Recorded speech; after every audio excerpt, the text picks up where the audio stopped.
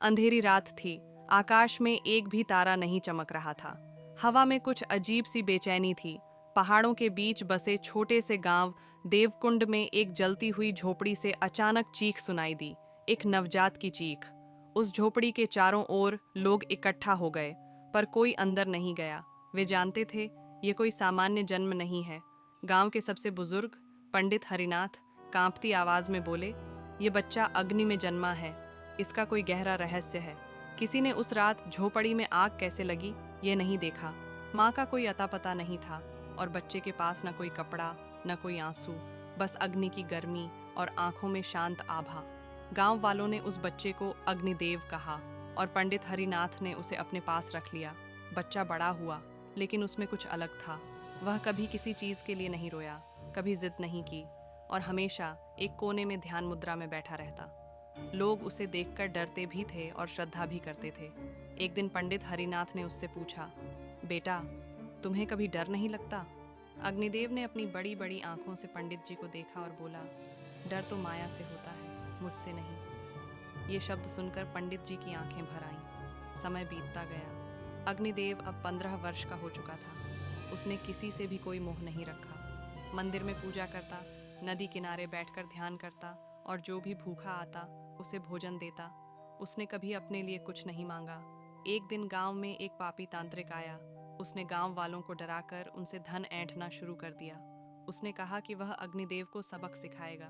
तांत्रिक ने रात के समय अग्निदेव को जंगल में बुलाया और कहा, अगर तू सच्चा सन्यासी है तो इस अग्निकुंड में कूद जा। अग्निदेव ने बिना एक शब्द बोले आंखें बंद की और अग्निकुंड में कूद गया। पर वहां जो हुआ उसने सभी को हिलाकर रख दिया। अग्नि शांत हो गई।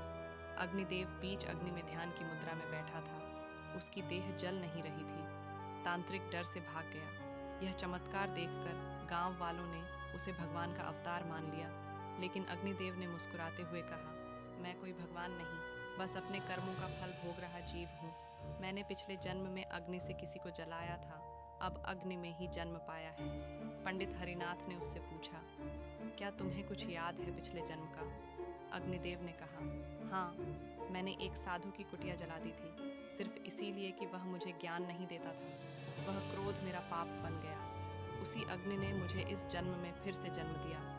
गांव में सब स्तब्ध थे। अग्निदेव की आंखों से आंसू बहे, लेकिन चेहरा शांत था। उसने कहा, मैंने उस साधु की आत्मा से क्षमा मांगी है।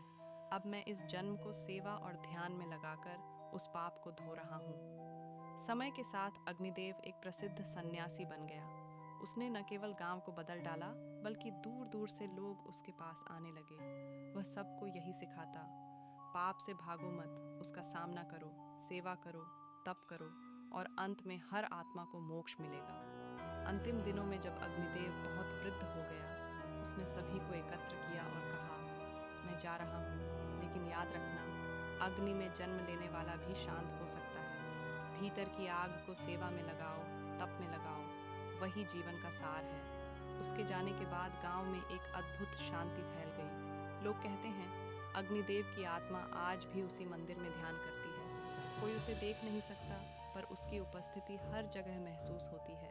यह कहानी सिर्फ एक सन्यासी की नहीं, बल्कि हर उस इंसान की है जो अपने भीतर की अग्नि को पहचान कर उसे धर्म और सेवा में लगाता है। यही असली मोक्ष है, यही असली जीवन है।